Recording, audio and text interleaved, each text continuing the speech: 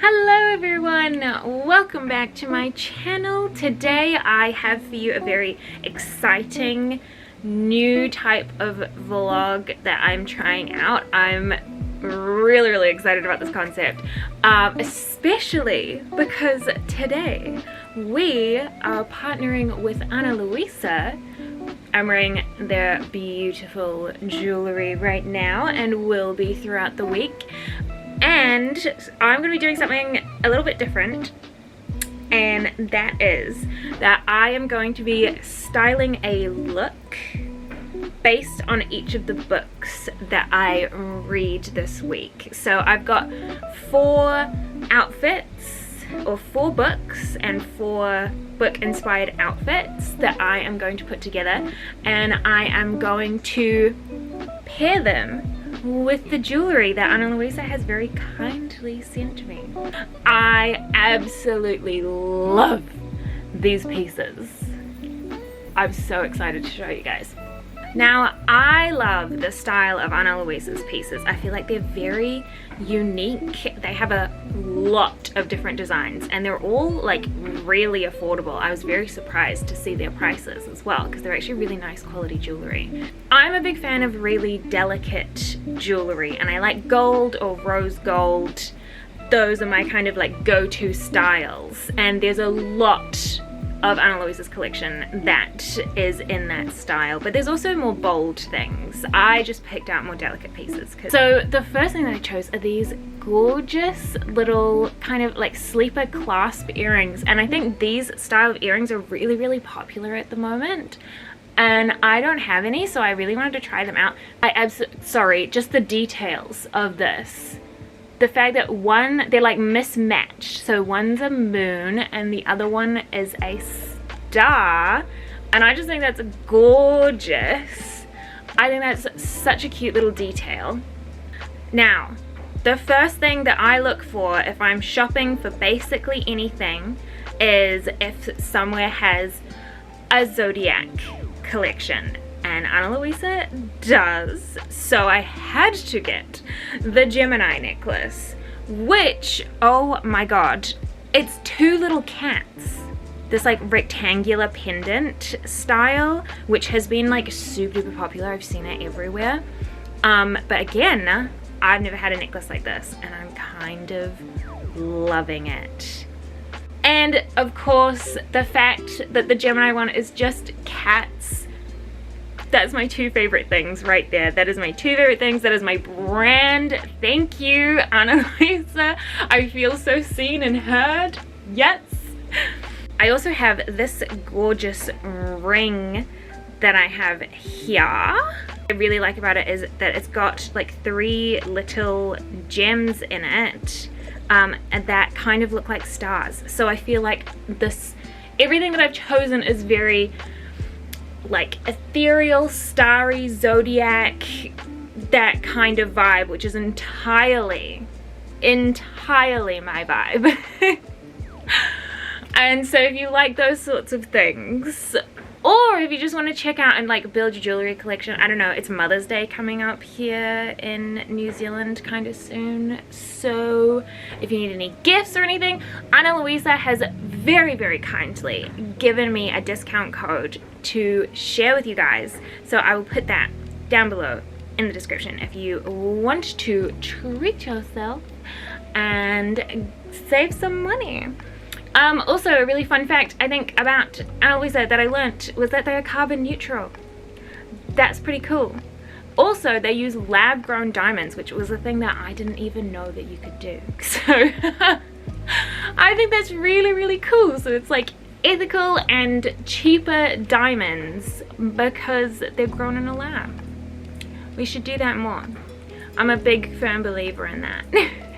So the books that I will be reading this week and styling outfits for are, we start off with Emergency Contact by Mary H.K. Choi. This is a book that I've heard a lot about from friends, and I'm not gonna lie, I was sucked in by the aesthetic of the cover. It's so beautiful. This is like I think it's more of a romance, like a YA kind of romance, but also a bit of a coming of age story, which is really, really sweet. So looking forward to getting into that.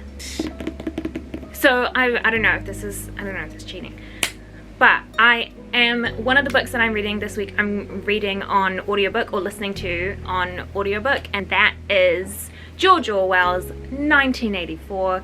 It's been a really, really long time since I have read that book, and I don't think I fully understood it or appreciated it as a teenager. So the George Orwell collection is actually free on Audible, I found. So I was like, why not? It's read by Stephen Fry. Fun. I feel like everyone knows vaguely what 1984 is about. It's just been one of those ones that I've always wanted to have a reread of, to gain a proper understanding of it, and especially be able to look at the themes through a more adult lens. Next up this week, I have Ariadne. I actually don't have the physical copy with me here right now, but I will be putting a photo. I have this beautiful hardcover copy of Ariadne by Jennifer Saint, and I am super excited to read it because, of course, it is a mythology classics retelling. That is my genre. It is a feminist retelling of the story of Ariadne. I love retellings, and I love the story of Ariadne, but really it's quite tragic. I just love myths. So I'm really excited to see what is done with Ariadne, because she gets done dirty in the myths. She gets done so dirty. So I want to see what happens. I'm excited. Yeah. And last but not least, I will be reading The Unhoneymooners by Christina Lauren. Yes!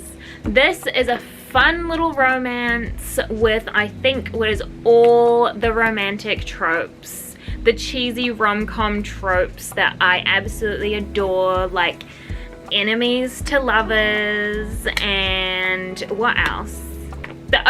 I'm like blanking. I'm like, enemies to lovers, you know, all the tropes that I love. It's just that one.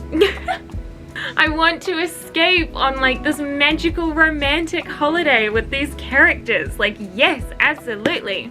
Also, I just thought it was a great time to do a look for this, because summer's kind of winding down, coming to an end, and I want to cling to summer for as long as humanly possible. So, very excited to do a look for this one. So yes, I think I'm going to start with Emergency Contact, and I will catch you up when I've done some reading. Hello! Oh, baby. Baby, baby, baby. I cheated a little bit because I spent most of the day playing Animal Crossing. But I was listening to 1984 on audiobook, so I think that kind of counts towards my reading day. I've only got about maybe 2 hours left, so I'll get that finished in no time. Oh. Sorry, Ibu just jumped up and I was like, she's gonna knock over the camera. And I am planning on hopefully finishing Emergency Contact tonight as well. What am I on? Page 213, I think. So I'm about another 100 pages in, about halfway through. And I've been thinking about doing a look that's more inspired by the vibes of the cover than inspired by the themes or the characters, because the two main characters in this book basically only wear black. That's like their thing that they have in common. So yes, my plan is to hopefully finish Emergency Contact tonight, and probably 1984 as well. After I finish listening to the audiobook of 1984, I'm planning on listening to the audiobook of Animal Farm.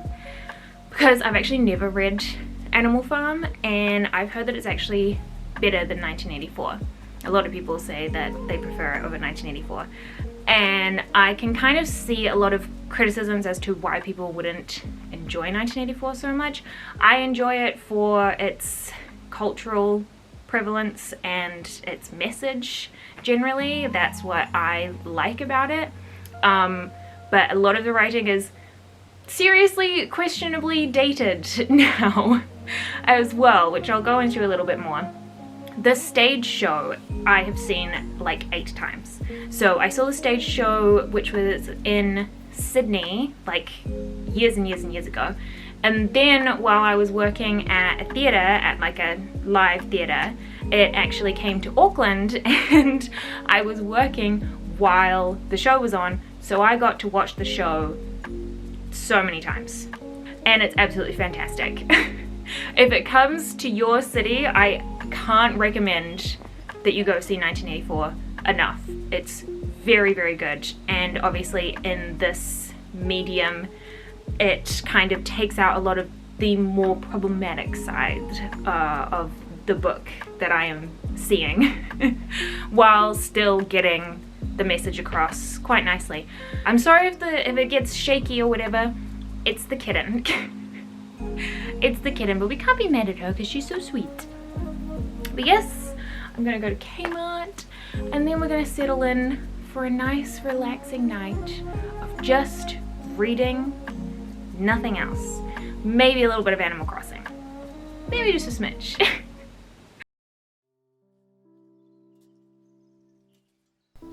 Here's my outfit that is inspired by Emergency Contact. I had a lot of fun putting this one together in particular because I absolutely love the colors.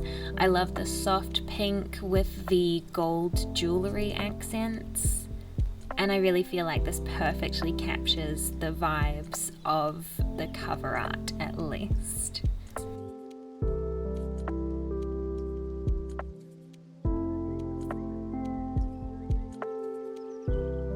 This book follows our 2 main characters, Sam and Penny, as they navigate their relationship with each other, their relationship with their friends, and their relationship with their mothers. It's a classic coming-of-age story about learning who you are, but also learning who to trust, because our 2 main characters don't trust people easily, but they manage to find that trust in each other. I'm a romantic at heart, so I do like to think of everyone having a person out there that is for them, and in this book I did really feel like Penny and Sam were just made for each other. I am gonna give this one a 3.5 out of 5 stars, but that's only because I think I'm a little bit old for this book now. I think if I'd read it 5 years ago when I was closer in age to the characters, it would have been easy 5 stars for me. But I think that now I'm kind of ready to move on from more YA romance. Like, I want the hard-hitting stuff. I'm sorry. But I highly recommend it to those who are maybe a little bit younger than me.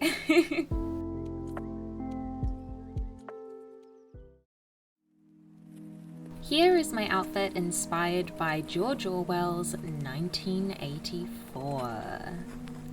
I nerded out a bit on this one, taking it quite literally from what's in the book, but also from what I already had in my wardrobe.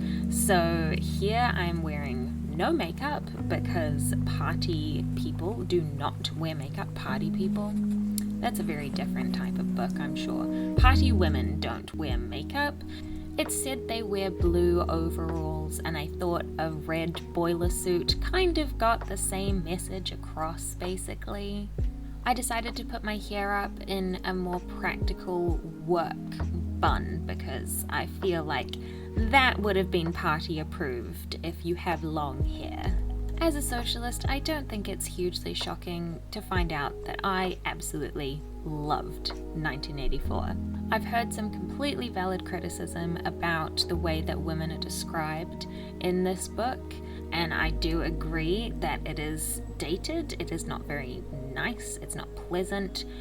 However, I do have to say that I believe that everyone is described particularly grotesquely in this world, and I think that might just be a side effect of Winston himself clearly being quite judgmental. I don't think anyone is supposed to look good or appealing in the world of 1984. Overall, I'm giving it 4 out of 5 stars. It is a classic, it is a staple, and it carries an extremely important message that is anti-fascist and anti-totalitarian, and we still need to hear that today. I'm just so glad I decided to go back and reread this one.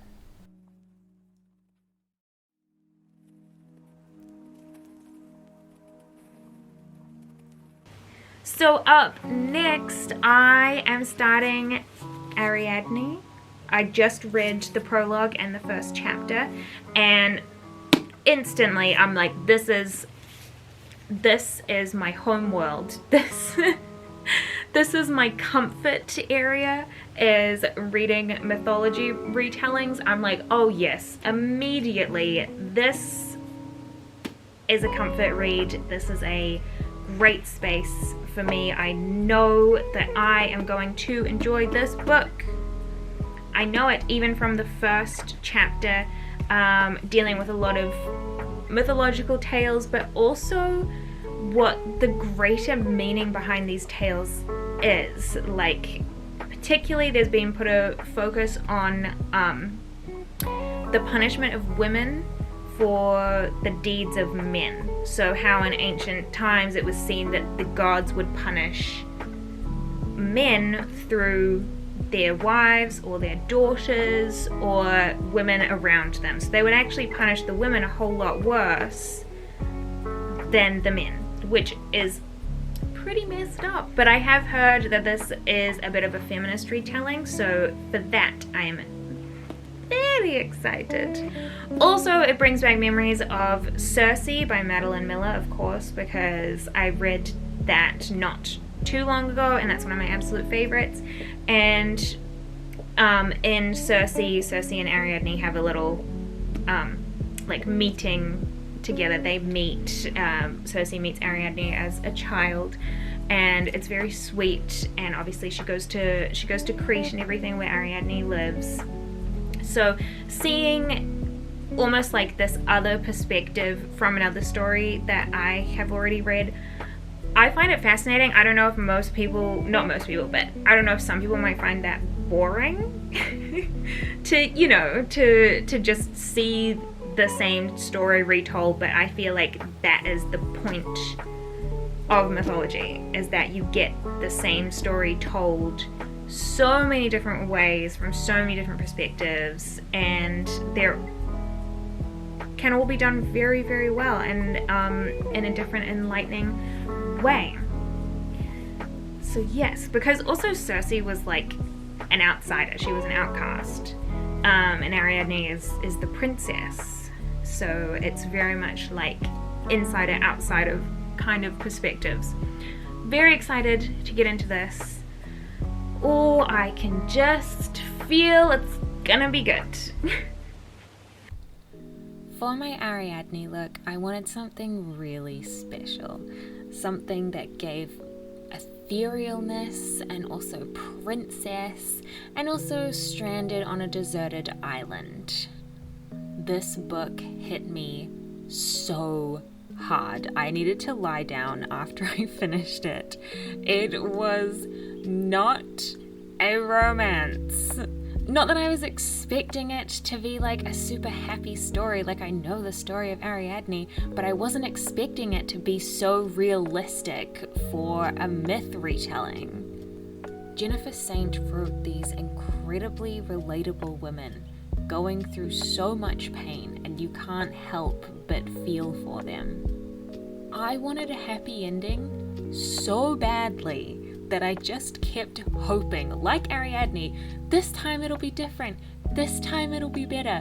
I was kidding myself. I'm giving Ariadne 4.5 stars, and I recommend you read it ASAP. So I've somehow lost all of my footage talking about the Unhoneymooners, but I promise I did read it.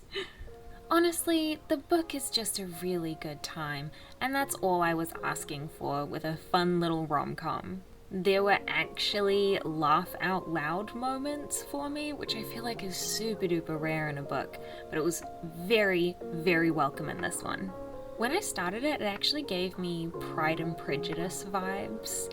Like the classic, this guy seems like really snobbish and like really up himself and looks down on her, so she automatically hates him, but secretly he actually is doing that because he's shy and really likes her. Like, I love that. I love me a Mr. Darcy. And then they get into the fake dating trope, and I'm like, I'm so here for this.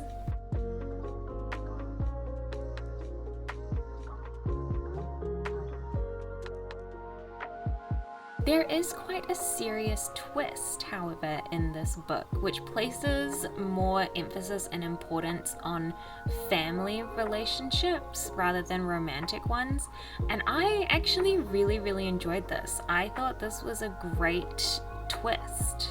I did make the mistake of reading the Goodreads comments though, and I saw that some people were saying that the characters didn't have any chemistry, and I wholeheartedly disagree.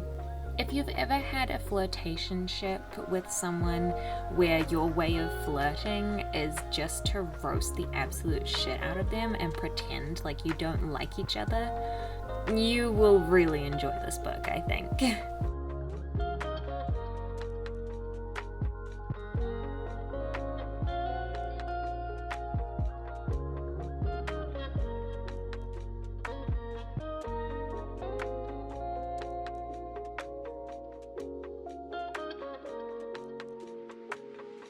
But as for my outfit, I had to take the opportunity to wear something nice and summery, this cute little bikini, also with my authentic Samoan shirt. It's not a Hawaiian shirt because I got it in Samoa.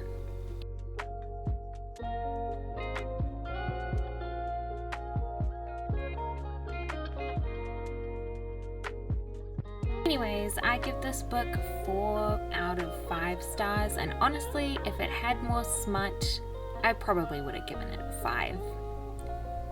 I'm here for one thing and one thing only, and that's smut.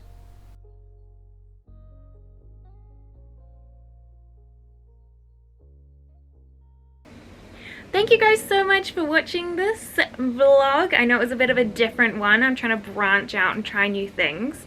But I really hope that you enjoyed it, and I hope that you liked all of my looks. Let me know which one was your favorite down in the comments down below. And thank you again to Ana Lusia for gifting me these beautiful pieces and for giving me a discount code to give to you guys. I hope that you go check it out and find something that you like. Maybe. Ooh. Please let me know if you enjoyed this style of video and if you would like to see me do it again, because I had a lot of fun trying to put together outfits that I thought fitted the vibes of the books. Thank you so much for watching, and I will see you again in the next video. Bye bye.